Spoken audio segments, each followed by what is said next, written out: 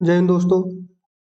UPSC और state PCS या other कोई कंपटीशन एग्जाम हो, उसमें शुरू से ही एमसीक्यूज रिलेटेड क्वेश्चन आते रहे। जो पहला एग्जाम होता है वो एमसीक्यूज का ही होता है और दूसरा लगभग रिटर्न होता है। और कुछ में सिर्फ एमसीक्यूज के आधार पर ही सिलेक्शन कर लिए जाते, इंटरव्यू भी नहीं होते।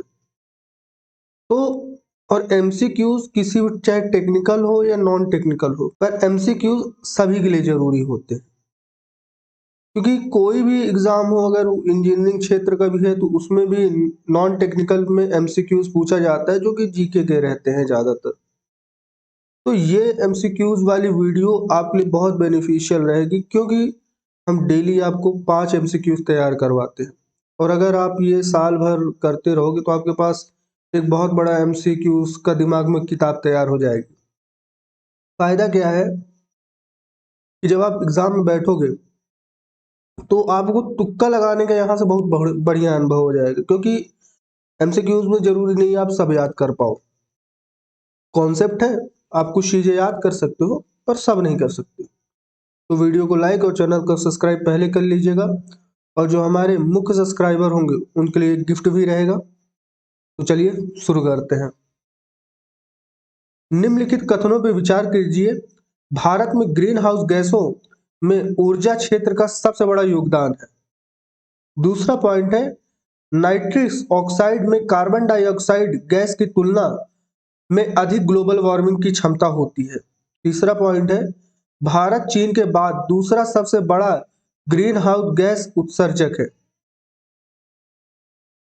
पहला ऑप्शन है आपका केवल 1 और 2, दूसरा है केवल 2 और 3, तीसरा है 1 और 3, और चौथा है 1, 2 और 3 यानी सभी। तो सही उत्तर है इसका पहला, यानी पहला और दूसरा।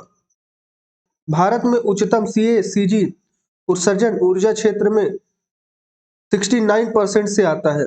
इसके बाद कृषि और औद्योगिक प्रक्रियाओं का स्थान आता है। इस प्रकार कथन एक सही है।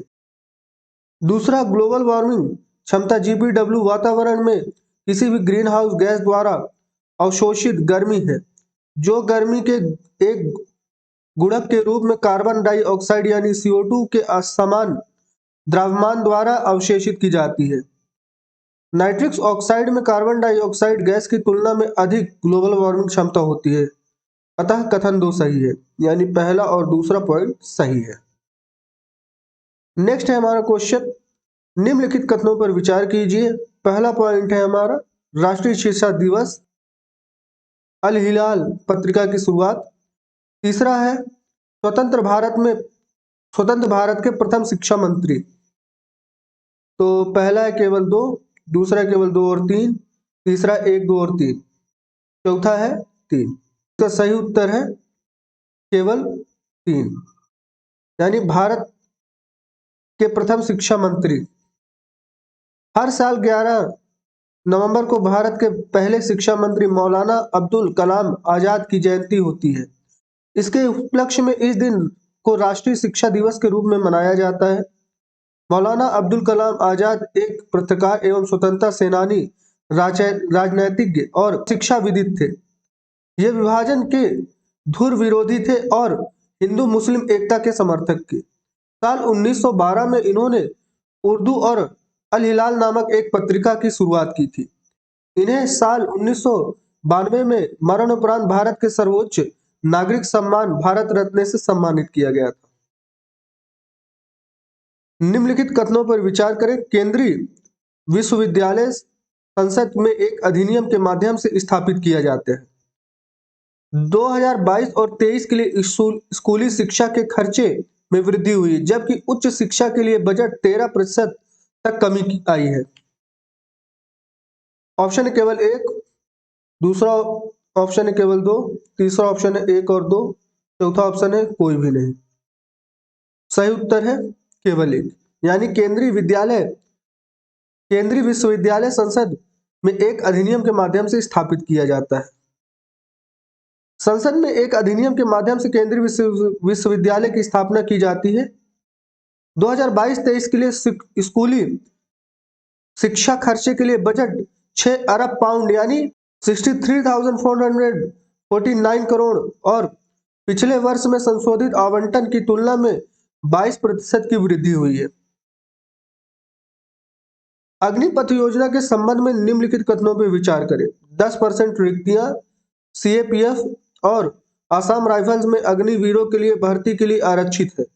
सशस्त्र बलों में भारतीय नए रंगरूटों के लिए प्रवेश आयु 17 से 23 वर्ष निर्धारित की गई है। केवल 25% स्थायी संवर्ग के रूप में अगले 15 वर्ष तक की सेवा में बने रहेंगे। ऑप्शन है केवल 1 और 2, फिर दूसरा ऑप्शन है केवल 2 और 3, तीसरा ऑप्शन 1 और 3, चौथा ऑप्शन 1, 2 और 3। सही उत्तर है केवल 3, यानी 1 और 2, 1 और 3।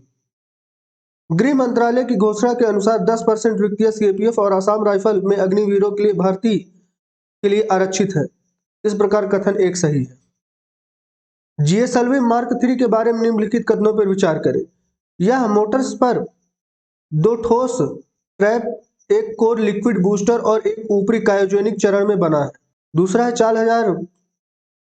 है 4000 किलोग्राम तक के उपग्रह को जियो सिंक्रोनाइज ट्रांसफर ऑर्बिट यानी जीटीओ में ले जा सकता है।